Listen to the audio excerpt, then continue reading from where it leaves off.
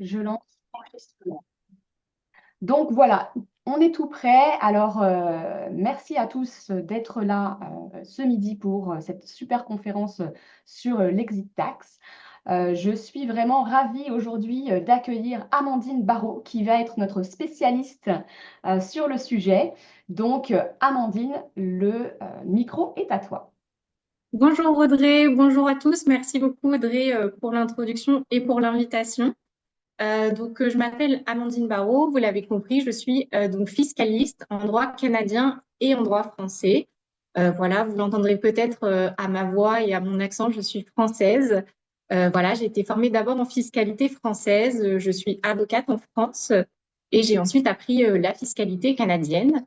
Je travaille au sein donc du cabinet MSGL et on a cette particularité d'avoir une double compétence en droit français et canadien et on accompagne les particuliers pour leurs déclarations, mais aussi pour toutes leurs problématiques liées à la fiscalité. Voilà, donc notamment avec des aspects français et canadiens, puisque la plupart de nos clients sont des expatriés français au Canada. Et donc, l'un des sujets qui revient très souvent sur la table, c'est l'exit tax en cas de départ du Canada. Donc, c'est celui qu'on va évoquer aujourd'hui. Voilà. Audrey, je te laisse passer la page suivante si ça te va.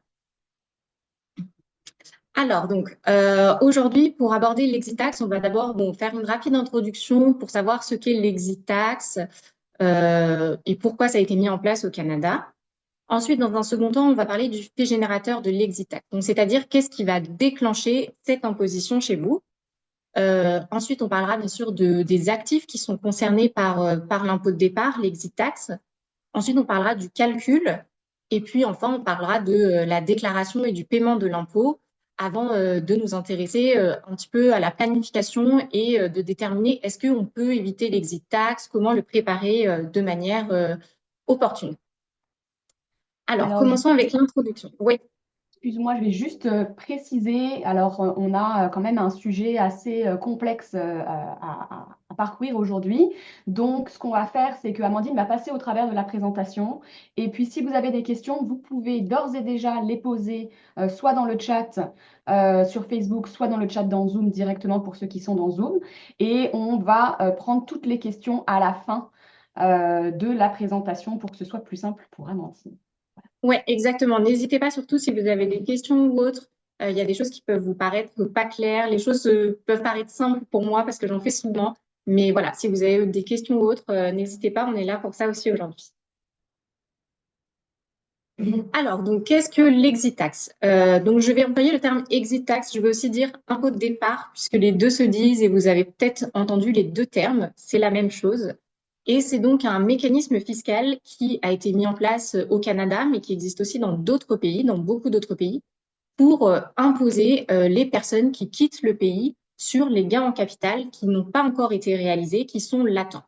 L'idée, c'est de se dire que le résident fiscal qui quitte le Canada doit être imposé sur la prise de valeur de ses biens pendant qu'il était au Canada. Voilà. S'il y a des Français parmi vous, vous avez peut-être aussi eu la problématique en quittant la France, puisque l'exit tax et l'impôt de départ est un mécanisme qui existe aussi en France, bien qu'au Canada, il soit bien plus élargi qu'en France, comme on le verra. Donc voilà. Maintenant, on va passer au fait générateur donc, de l'exit tax. Qu'est-ce qui déclenche l'exit tax? Donc, l'exit tax, vous allez devoir le payer si vous quittez le Canada et que vous cessez d'être résident fiscal canadien. C'est très important. Cette notion de résidence fiscale, c'est vraiment ça qui va déclencher l'exit tax, le fait de ne plus être résident fiscal. Donc, par exemple, si vous quittez le Canada uniquement quelques mois, je ne sais pas, par exemple, vous décidez pendant 6 mois d'aller faire un tour du monde, mais vous gardez encore votre maison au Canada et vous allez ensuite venir vous réinstaller au Canada, il n'y a pas de sujet d'exit tax. Là, on parle vraiment d'un transfert de résidence fiscale, donc c'est-à-dire que vous quittez votre logement au Canada, vous partez avec votre famille, et vous allez vous réinstaller dans un pays pour du long terme et vous coupez tous vos liens avec le Canada. Donc, les enfants ne vont plus à l'école, vous n'êtes plus inscrit à la salle de sport, vous n'êtes plus dans des associations, vous n'avez plus vos emplois au Canada, etc. Et donc, c'est tout ça qui va venir déclencher l'impôt de départ, l'exit tax. La conséquence de l'impôt de départ et de l'exit tax, c'est que le Canada va considérer que la veille de votre départ, donc la veille de la fin de votre résidence fiscale, vous avez cédé tous vos biens. Donc, tous vos biens mobiliers et tous vos biens immobiliers, et que vous devez donc être imposé sur le gain en capital qui en résulte. Voilà, donc l'idée, c'est ça. C'est on cesse d'être résident fiscal, l'exit tax s'applique, et la conséquence, on est réputé avoir cédé tous nos biens, alors que bien sûr, on a bien conservé ces biens, on ne les a pas réellement vendus, mais le Canada, en fait, utilise une fiction et considère que vous avez vendu tous vos biens au jour de votre départ. Si ça te Est-ce va, Audrey, on va passer. Alors, juste une question complémentaire de ma part. Est-ce qu'il y a une notion de, peut-être tu vas l'aborder après, est-ce qu'il y a une notion de temps minimum, justement? À quel moment est-ce que finalement le départ est considéré comme réellement le départ? Je sais que tu as mentionné justement des critères de scolarisation, etc., etc. Mais finalement, est-ce qu'il y a un décalage entre le moment où tu quittes, mais tu n'as peut-être pas encore rescolarisé les enfants, tu n'as peut-être pas encore retrouvé un logement, etc. Il peut y avoir un décalage de quelques jours, semaines ou mois? Comment ça se passe? Alors, il peut y avoir un petit décalage de quelques jours, semaines ou mois, mais en réalité, c'est très rare qu'il y ait un décalage. C'est des cas très particuliers. Finalement, très souvent, on considère que la fin de la résidence fiscale, c'est le jour où on prend l'avion et on a passé la douane et on va se réinstaller ben, soit dans son pays d'origine, soit dans un nouveau pays. Voilà, par exemple, si on part fin juin pour un retour en France, les enfants ne seront scolarisés qu'en septembre. Il va peut-être y avoir une période de transition. Mais on est tous montés dans l'avion et on s'est tous dit, bah, à cette date, on n'a plus envie d'être au Canada, on n'est plus ici. Donc voilà, très souvent, il n'y a pas de décalage et c'est souvent le jour où on prend l'avion qu'on quitte le Canada et donc que ça déclenche l'exit tax. Et super, merci beaucoup. De rien. Alors, donc là, on va aborder les actifs concernés, puisque donc on a vu, donc je cesse d'être résident fiscal canadien, l'exit tax s'applique. Mais là, la question, ça va être de déterminer sur quel bien s'applique cet impôt de départ. Donc, je vous l'ai déjà dit en introduction, l'impôt de départ ici au Canada, il est très large, très important, bien plus que ce qu'on peut par exemple connaître en France. Donc, l'impôt de départ, il va s'appliquer sur tous les biens, c'est le principe. Donc, il va concerner vos actions, vos obligations, si vous avez des participations dans des sociétés, si vous avez des biens immobiliers, tous vos biens vont être concernés par l'exit tax. Ça, c'est le principe. Après, bien sûr, il y a certaines exceptions. Donc, notamment, toutes les sommes sur vos comptes bancaires ne vont pas être concernées. Donc, par exemple, si vous avez 100 000 dollars canadiens sur un compte bancaire, cette somme-là ne sera pas concernée par l'impôt de départ. Aussi, vous avez des exceptions. La première, ça va être pour les biens immobiliers canadiens. Donc, si vous quittez le Canada, mais que vous avez encore un appartement ici, par exemple, cet appartement ne sera pas soumis à l'impôt de départ.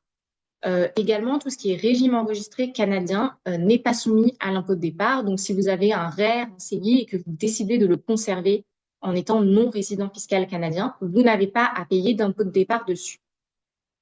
Il y a ensuite une seconde exception qui est très importante, dont on entend souvent parler et qui mène d'ailleurs à beaucoup d'incompréhension. Moi, j'ai beaucoup de clients au cabinet qui viennent me voir et qui me disent ah, mais moi, je ne suis pas soumis à l'exit tax parce que j'ai passé moins de 5 ans au Canada. Et en fait, c'est parce que c'est l'exception de la règle des 5 ans. L'idée, c'est que donc, si vous arrivez au Canada avec des biens dans votre patrimoine et que vous repartez du Canada en ayant résidé moins de 5 ans au Canada dans les 10 dernières années, dans ce cas-là, ces biens-là ne sont pas soumis à l'impôt de départ. Donc, par exemple, j'arrive en 2020 avec un bien immobilier que j'avais en France. Et en 2024, je quitte le Canada. J'ai passé moins de 5 ans au Canada et mon bien immobilier français, je l'avais déjà quand je suis arrivée. Donc, ce bien-là ne sera pas soumis à l'impôt de départ. Deuxième cas, j'arrive au Canada en 2020 toujours. À cette date, je n'ai pas de bien dans mon patrimoine. En 2022, je décide d'acheter un bien immobilier en France. Et en 2024, je quitte le Canada. On voit bien que je suis restée moins de 5 ans au Canada. Mais par contre, mon bien, je l'ai acheté après être arrivé au Canada.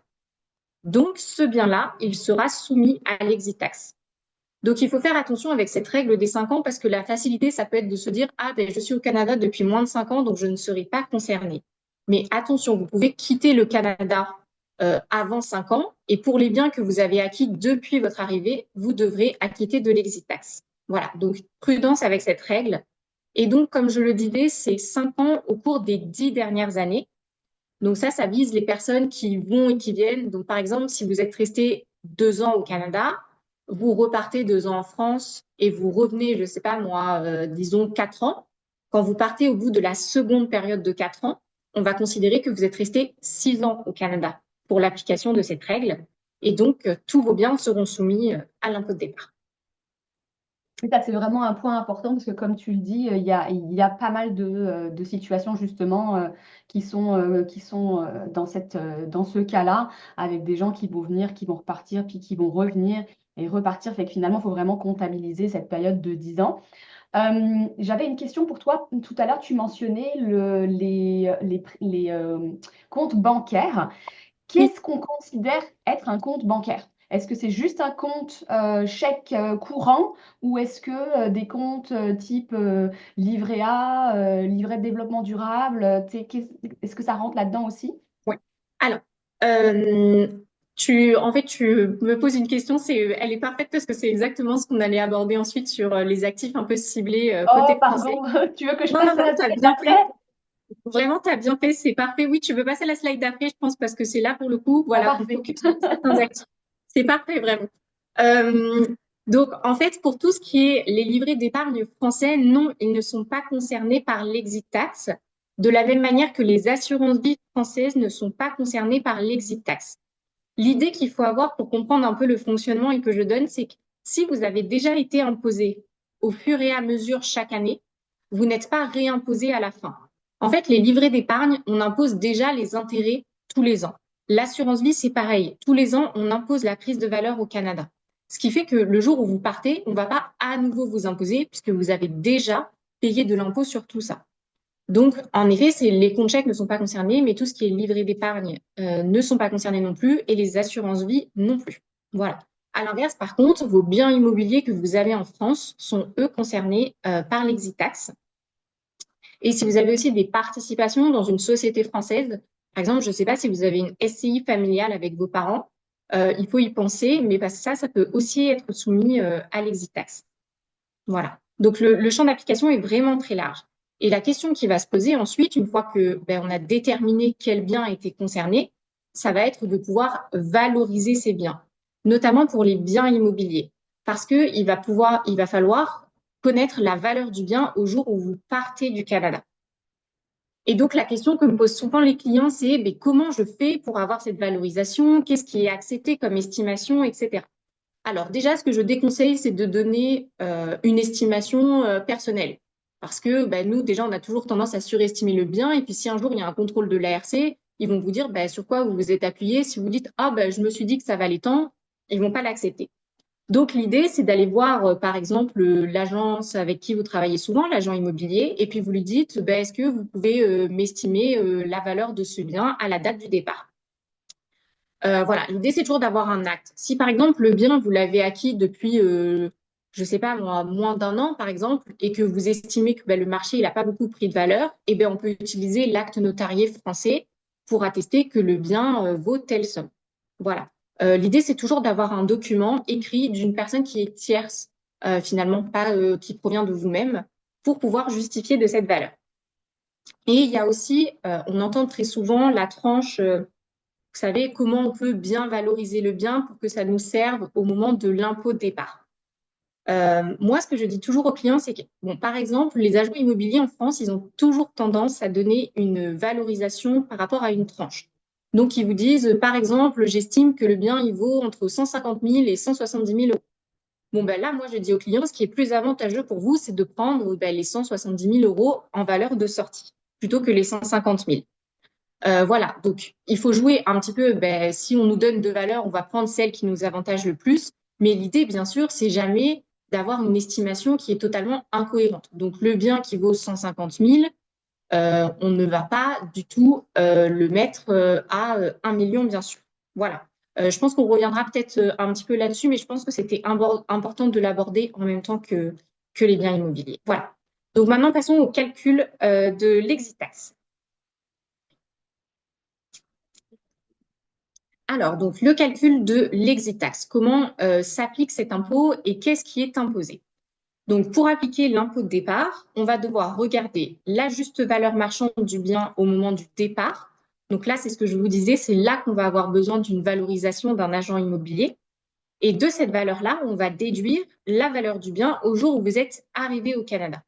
Donc très souvent, quand vous arrivez au Canada, on vous demande aussi d'avoir une estimation de votre bien parce que c'est important au moment du départ et c'est important aussi pendant que vous êtes au Canada pour faire le formulaire T1135. Voilà, et déclarer vos biens étrangers.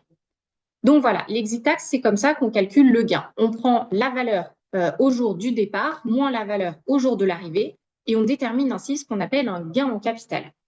Donc ce gain, ensuite, il va être soumis au régime propre au gain au capital au Canada.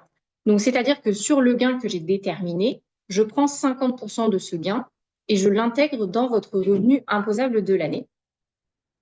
Et ensuite, ce 50% de gain qui est dans votre revenu imposable, le taux marginal d'imposition ici au Canada, c'est généralement 50%. Donc, on dit que finalement, sur le gain en capital déterminé au début, vous avez une imposition nette à 25%.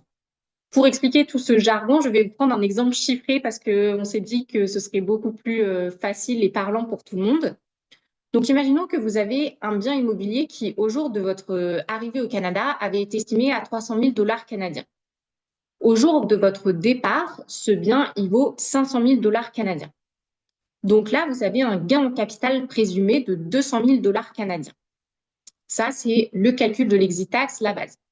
Ensuite, sur ces 200 000 de gains en capital, le pourcentage d'inclusion dans votre revenu, c'est 50%.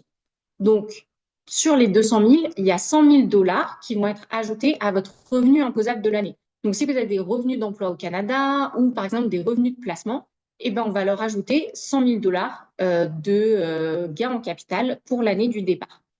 Et ensuite, comme le taux d'imposition au Canada, le taux marginal le plus haut, il est environ autour de 50%, et ben, l'impôt de départ que vous allez payer, il est de 50 000 dollars sur le gain de 200 000 dollars. Voilà.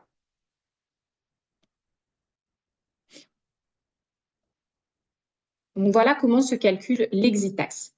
Vous pouvez aussi, donc, une fois que vous avez déterminé le gain en capital, imputer des pertes en capital. En effet, il est possible que pendant que vous étiez au Canada, vous ayez constaté des pertes en capital sur la vente de certains biens immobiliers. Et dans ce cas, le jour où vous partez du Canada, que l'impôt de départ s'applique, vous allez pouvoir utiliser ces pertes. Donc, toujours, je vous prends un exemple chiffré pour simplifier mon propos. En 2024, je pars et j'ai un gain, cette fois, d'exit tax qui est de 20 000 dollars. Or, par exemple, il y a 3 ans, j'ai cédé un autre bien immobilier et à ce moment-là, j'avais fait une perte en capital de 10 000 dollars que je n'ai jamais utilisée. Donc, l'année du départ, je me dis, ah, ben, je vais utiliser cette perte. Donc, ce que je fais, c'est que j'ai 20 000 de gains nets d'exit tax et je vais pouvoir retirer les 10 000 de pertes et ainsi utiliser mes pertes en capital des années précédentes. Donc, ça me fera un gain net de 10 000 et je vais donc réintégrer uniquement 5 000 dans mon revenu. Voilà, donc l'année du départ, si vous savez que vous avez un stock de pertes en capital, c'est le moment de les utiliser pour réduire l'exit tax si vous avez de l'exit tax à acquitter.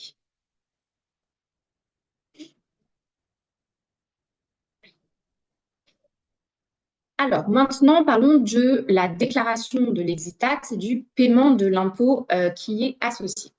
Donc, l'exit tax, c'est pas, il y a certains formulaires à compléter particuliers, mais il n'y a pas de date spécifique qui serait différente de votre déclaration canadienne traditionnelle. Donc, en fait, imaginons que vous êtes parti au cours de l'année 2024 et vous devez payer l'impôt de départ. La déclaration et le paiement se feront jusqu'au 30 avril 2025. La date limite de dépôt, c'est toujours le 30 avril de l'année suivante. Et donc, vous faites tout ça en même temps que votre dernière déclaration de revenus canadienne. Donc, en principe, quand arrive la date du 30 avril, ben, vous devez payer l'impôt de départ sur le gain en capital présumé sur la disposition de vos biens. Cependant, vous vous en doutez, selon les biens que vous avez, l'exit tax à payer peut parfois être important et même très important, surtout si vous êtes resté longtemps au Canada. Dans ce cas-là, il existe un mécanisme qu'on appelle le sursis de paiement.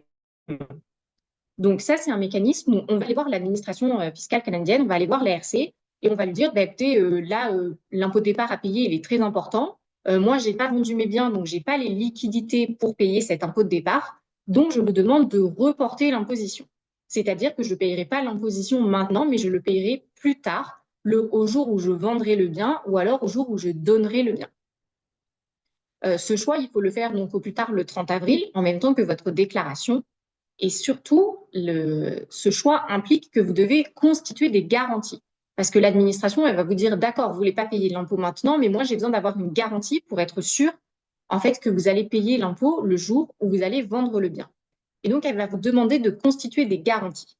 Et c'est là que les choses se compliquent si vous avez uniquement des biens français, parce que l'administration fiscale canadienne n'accepte pas de prendre des garanties sur des biens français. Elle veut des garanties sur des biens canadiens.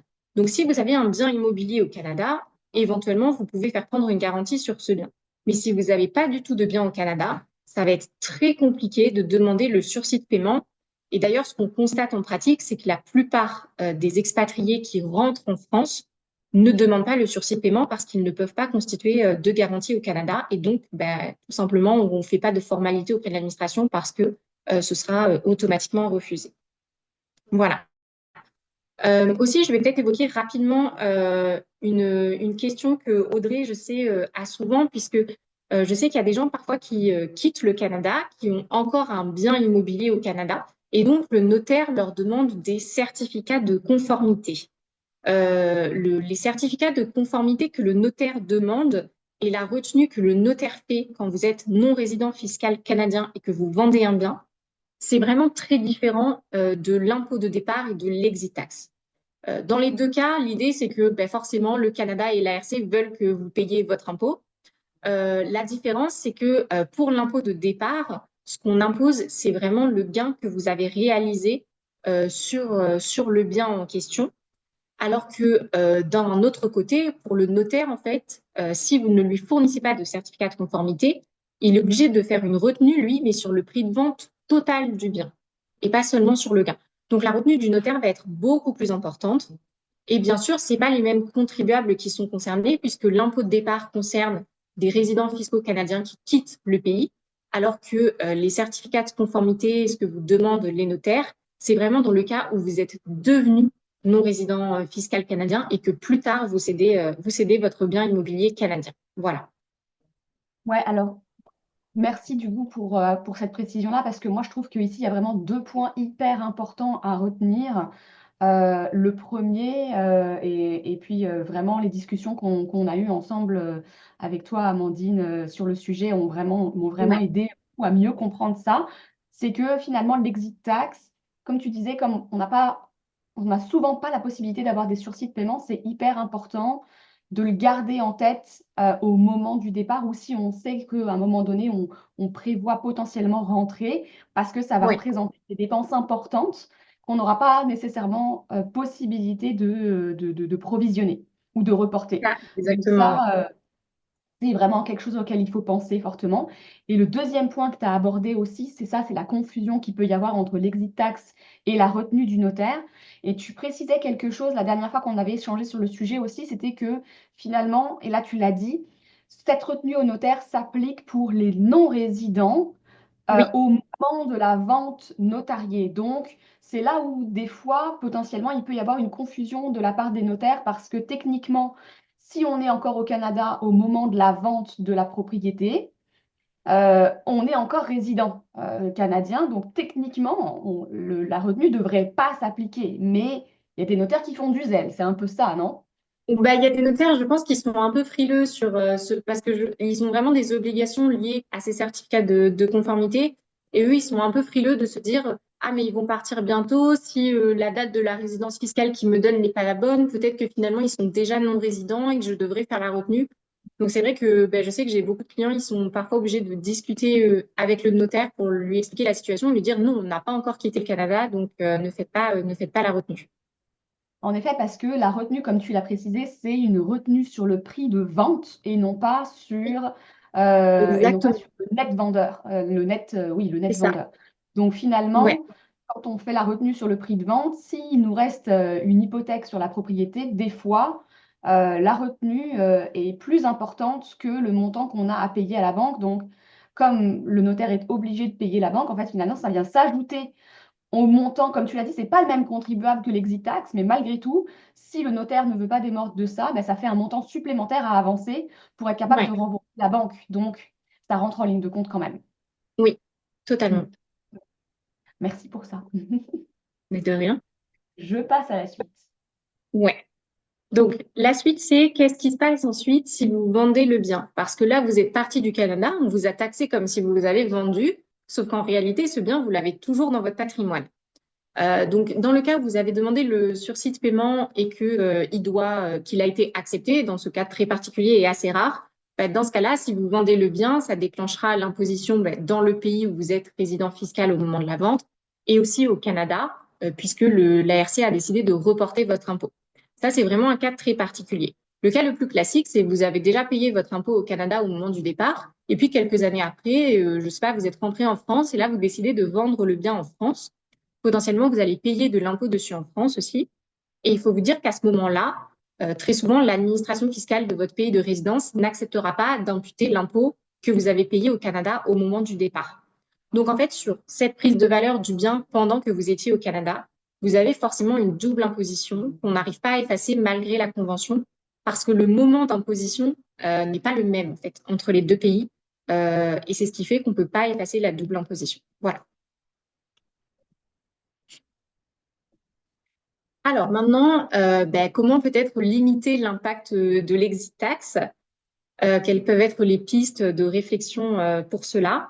Déjà, la première chose, c'est planifier et en discuter en amont, l'anticiper. Comme disait Audrey, ça peut parfois être beaucoup de liquidités à avoir sur son compte. Peut-être qu'il faut débloquer de l'argent en amont, l'anticiper, savoir combien ça va nous coûter ou pas, parce que parfois les biens peuvent ne pas avoir pris trop de valeur et finalement il peut aussi y avoir une perte en capital, hein, parce qu'on parle toujours de l'application de l'impôt de départ et de l'impôt qu'on devra payer au moment du départ, mais si vos biens n'ont pas pris de valeur ou si vos biens ont perdu de la valeur, il n'y aura pas d'imposition à acquitter au moment du départ. Donc voilà, l'idée d'abord, c'est de s'informer, de planifier. Ensuite, un deuxième conseil, ça peut être de céder certains biens. Puisque, en effet, si vous avez pour projet, par exemple, de rentrer dans votre pays d'origine et de céder le bien 6 mois après, peut-être qu'il faut céder le bien assez rapidement pour soit que l'impôt de départ ne s'applique pas, ou alors pouvoir faire jouer les mécanismes de crédit d'impôt pour que la cession et l'impôt de départ interviennent sur la même année. Voilà. Mais sinon, je pense que vous l'aurez compris de tout ce qu'on a dit. L'impôt de départ a quand même une assiette d'impôt très large ici au Canada. Et c'est relativement difficile de l'éviter. Il n'y a pas de technique miracle pour l'éviter. Donc, l'idée, c'est surtout de planifier en amont et de prendre conscience des conséquences que ça peut avoir ou pas. Mais c'est très difficile en soi d'éviter l'application de l'impôt de départ.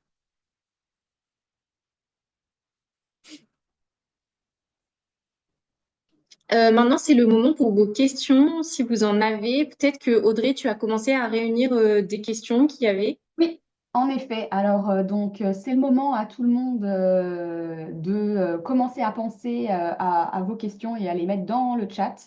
Mais oui, on a déjà collecté quelques questions au fur et à mesure de ta présentation. Donc, en attendant que les autres personnes posent leurs questions de fin de présentation, je vais en aborder quelques-uns. Alors, je pense on en avait discuté la dernière fois là, on est passé dessus et je me souviens plus la réponse là-dessus. Mais est-ce que tu peux nous commenter finalement justement comment ça s'applique sur tout ce qui est bien en nue propriété?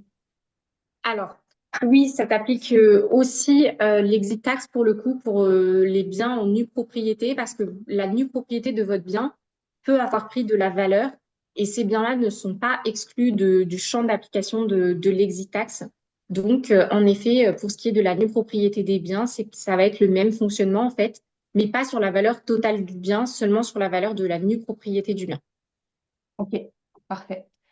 Merci. Je pense que j'ai la réponse à cette question, mais je préférais te laisser confirmer. On nous demande, est-ce que l'exit tax concerne aussi une personne qui est de nationalité française, mais qui a acquis la citoyenneté canadienne?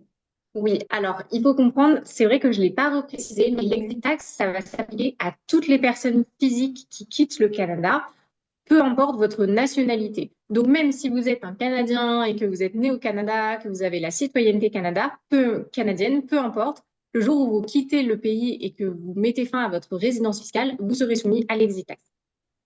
Et si je me permets un petit parallèle qui sort un peu de notre champ de compétences à toutes les deux, mais qui est quand même un bon parallèle, c'est que finalement, c'est quelque chose qui existe aussi avec les États-Unis, puis de façon très forte, encore plus finalement que ce qu'on a nous ici au Canada. Donc finalement, le Canada est pas étranger fait à ce qui se passe aussi ailleurs, ailleurs dans le monde là. Ensuite, on a eu quelques échanges en fait entre Mélinda, Mélanie et moi dans le chat. Quand tu as Oui, présenté finalement les propriétés immobilières qui étaient soumises à l'exit tax, les exemples que tu as donnés étaient sur des propriétés qui étaient françaises. Donc, oui, ça fonctionne sur toutes les propriétés qui sont détenues en dehors du Canada. C'est bien ça? exactement, c'est ça. L'exit tax, c'est sur tous les biens immobiliers en dehors du Canada. Quand vous avez des biens immobiliers au Canada, ils ne sont pas soumis à l'exit tax. Peu importe que ce soit une résidence principale, une résidence J'allais te secondaire, demander. un appartement de location, voilà. Tous les biens immobiliers canadiens sont exemptés d'exit tax. En fait, l'idée, c'est que le Canada, il n'a pas besoin de vous imposer maintenant sur la vente du bien que vous conservez au Canada, parce que de toute manière, le jour où vous allez vendre au Canada, ils pourront vous imposer, parce que le bien est au Canada et c'est beaucoup plus facile de vous imposer là-dessus. Alors que les biens à l'extérieur du Canada, c'est beaucoup plus difficile de vous imposer dessus une fois que vous êtes parti. C'est pour ça qu'on le fait C'est au moment ça. de Et l'impôt de donc, le dépôt. gain en capital sera réalisé au moment de la vente pour les propriétés qui sont détenues au Canada, finalement. Exactement. Avec le petit aparté, donc dans ton calcul, ça ne s'appliquait pas, mais avec les changements qu'il y a eu aussi au niveau de l'imposition sur le gain en capital de l'année Oui, dernière. Donc, il faut garder ça aussi en tête à partir du moment où on a perçu plus que un certain montant en gain en capital. sachant que cette loi, elle n'a pas encore été, ben, elle a été votée, mais pas Elle a été définitivement votée, mais elle n'est pas adoptée. passée encore, hein, c'est ça.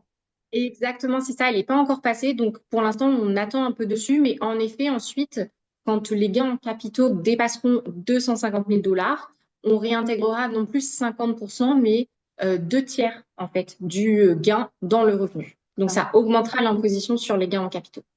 ok. Donc, il faut garder l'œil ouvert là-dessus. Oui, Euh, donc, pour reconfirmer tout ça, si on n'a aucun bien immobilier en dehors du Canada, alors à ce moment-là, on n'a que... Alors attends, on compte que... Je vais te dire, lire la question exactement parce que je ne suis pas sûre ouais. de l'interpréter comme il faut. Si on n'a aucun bien en dehors du Canada, on compte que nos biens et actions au Canada en cas de départ du Canada. Bien, il y a que le Canada. En fait, tout ce qui est bien immobilier canadien, déjà, vous n'avez pas besoin de le compter. Si vous avez des REER et des CELI, vous n'avez pas besoin de les compter non plus. Donc, ce qui reste finalement, c'est les parts de société. Sachant qu'il y a certaines parts de petites entreprises qui peuvent aussi être exonérées d'exit tax. Finalement, les parts de société qui vont être soumises à l'exit tax, ça va être plus, vous savez, si vous avez des actions en bourse, ce genre de choses. Voilà, je ne sais pas si ça répond à la question ou pas. Bah, je suis pas sûre, mais est-ce que on peut dire que de toutes les façons, finalement, tout ce qui est détenu au Canada va pas être soumis à l'exit tax? Ça va être tout ce qui est détenu en dehors du Canada, finalement, non? Il y a aussi des biens canadiens qui peuvent potentiellement être soumis à l'exit tax si c'est des parts de société qui sont pas éligibles, Ok, ce genre de choses, ça peut quand même être soumis à l'exit tax. Donc, j'aime pas trop ce principe parce que d'accord. quand on regarde la loi dit bien l'exit tax s'applique sur tous les biens et ensuite, ben, il y a l'exception pour les régimes enregistrés, il y a Hmm. l'exception pour les biens immobiliers. Donc, déjà, certes, ça couvre beaucoup de choses, mais il y a des parts, des actions, par exemple, qui ne sont pas admissibles et donc qui sont soumis à l'exit tax quand bien même elles Hmm. sont canadiennes. Hmm. Fait que je pense que la bonne réponse à ça, c'est Si jamais vous avez des questions précises comme ça, contactez Amandine, elle va vous faire une réponse personnalisée. Oui, c'est vrai que parfois, quand il y a des cas très particuliers sur les actions, les parts d'entreprise, etc., pour le coup, il vaut mieux consulter un spécialiste. Ouais. Alors ensuite, la question d'après, c'était s'il y a une plus-value de 3 000 $ ou de 15 000 $, peu importe, dans ces cas-là, l'exit tax va quand même exister. Oui, Oui, j'imagine. dans tous les cas, l'exit tax va exister, peu importe le montant de plus-value que vous faites. L'exit tax existera, il faut le déclarer sur votre dernière déclaration de revenus. Et bien sûr, ben, plus la plus-value est réduite, plus l'imposition le sera aussi. Hmm. Bertrand demande, alors déjà il dit merci, merci Amandine, et est-ce que les REER seraient un moyen de limiter l'impact de l'exit tax? Alors ça, c'est une question qui est un peu compliquée et qui est assez vite limitée parce que déjà, les REER, c'est des sommes ben, qui sont bloquées et surtout, vous avez des droits à cotisation fixes tous les ans. Donc, vous pouvez pas cotiser plus que que ce qu'on vous a attribué parce que sinon, vous payez de l'impôt supplémentaire. Et en plus, souvent, c'est des liquidités que vous mettez dans le REER. Donc, que les liquidités, vous les ayez dans le REER ou sur un compte bancaire, ça change rien pour l'exit tax. Donc là, comme ça, j'ai pas d'idée particulière en tête de comment ça pourrait limiter l'exit tax. Peut-être que Bertrand, vous avez des idées très précises sur le sujet, qu'on vous a donné des J'imagine que pistes son idée, dessus. c'était de dire, si je passe beaucoup dans mes REER, ça va diminuer mon revenu imposable. En diminuant Oui, mon revenu l'année qui imposable, ça démarre. va diminuer ma braquette d'imposition. Et donc, Oui, potentiellement, ça en va... effet, c'est possible. Mais après, il faut se dire que les sommes qu'on met dans les REER sont souvent quand même relativement... Ah, parfait. Ça reste que Vous avez tout 18% des compris, en fait. revenus qu'on a gagnés, donc Ouais. ça peut limiter quand même. Mais oui. Oui, oui, ça reste limité quand même. Mais pour le coup, oui, en effet, si vous avez mis ben, plus de sommes dans le REER, ben, c'est clair que ça diminue le reste de votre revenu imposable. Et donc, potentiellement, vous pouvez passer dans les tranches inférieures d'impôt, mais ça restera quand même... bon, c'est un petit moyen, ça reste relativement limité et vous ne pourrez pas effacer l'exit tax comme ça. C'est toujours bon à prendre, mais voilà, ce ne sera pas totalement miraculeux. Ouais. Alors, Emmanuel pose une question. C'est vrai que c'est une question qui revient souvent et on en a discuté ensemble, donc c'est bien qu'on l'aborde. Est-ce que l'exit tax peut être suspendu si le retour à l'étranger est temporaire? Alors, ben, je suppose que c'est toujours une question de fait, hein. Je pense que c'est clair qu'on peut essayer. Il n'y a pas de règles, à ma connaissance, établies sur le sujet. Je pense que dans ce cas-là, il faut aller discuter avec l'administration. Là, c'est pour le coup, c'est clair qu'il faut demander le sursis, aller voir l'administration et dire à l'administration, bon, ben moi, mon cas, c'est ça. Je veux revenir dans tant de temps. Je pense que moi, si j'étais à l'administration, du moins, c'est ce que je ferais. Je demanderais des preuves en, bah oui, mais est-ce que je suis sûre que vous allez revenir, etc. Mais je pense que pour le coup, là, s'il y a vraiment un projet derrière et que vous voulez revenir, ce sera peut-être plus facile d'obtenir le sursis de paiement. Mélinda, je pense que pour ta question, Amandine a répondu tout à l'heure pour les actions de compagnies canadiennes. Ça dépend. Ouais, Donc, ça le dépend mieux, des c'est de sociétés, poser ça la dépend si c'est question. une entreprise admissible ou pas. Donc, Ouais, donc le mieux, c'est d'aller vous en discuter ensemble en privé.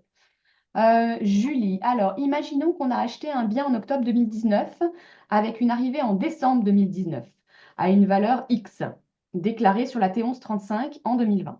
Au moment du départ, la valeur est identique à celle indiquée sur le T1135, donc on a passé plus que 5 ans au Canada. Est-ce que donc tu peux confirmer qu'il n'y a pas d'exit tax? ah bah, en fait, ce qui se passe, c'est que oui, il n'y aura pas d'impôt de départ. En fait, on va déclarer tout ça. Vous allez compléter avec votre déclaration les formulaires classiques pour l'impôt de départ. Mais par contre, ben, finalement, vous, le gain, il est de zéro, puisque la valeur est la même. Par contre, il peut y avoir un léger gain dû au taux de change. Un léger gain ou une légère perte due au taux de change. Parce que, il faut se dire que la valeur qui est inscrite sur votre T1135, normalement, elle est convertie selon le taux de change à votre date d'arrivée. Et là, on va convertir la valeur du bien selon le taux de change à la date du départ. Donc, s'il y a une Hmm. grosse variation de change, vous allez avoir une petite différence et vous allez avoir ben, soit une plus-value, soit une petite moins-value. Voilà, ce ne sera pas totalement neutre. Donc, il faudra compléter la déclaration d'exit tax, mais c'est clair que l'impact est réduit plutôt que dans le cas où il y aurait une grosse prise de valeur. C'est vrai que l'histoire des devises, c'est quelque chose auquel on ne pense pas suffisamment, mais ça a un Oui, mais impact il faut y vraiment. faire très attention. Ouais. Oui, oui. Nous, par exemple, on a déjà eu le cas de personnes qui faisaient une perte dans leur pays d'origine sur la vente d'un bien et qui, à cause de l'application du taux de change ici au Canada, faisaient un gain ici.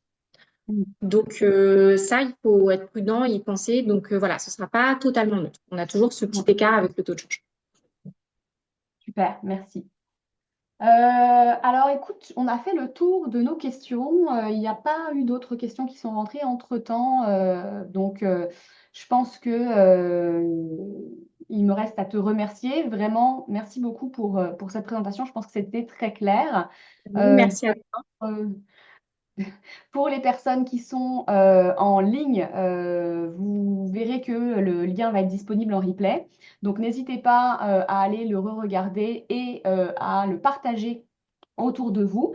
N'hésitez pas non plus à contacter Amandine si vous avez des questions spécifiques. Et aussi, rappelez-vous que le cabinet est là pour vous aider pour tout ce qui est fiscalité, justement, euh, des deux côtés de l'Atlantique. Donc, tout ce qui est Oui, dossier totalement. vraiment complexe, n'hésitez pas à les contacter. Ils sont vraiment super. Ils vont vraiment pouvoir vous aider là-dessus.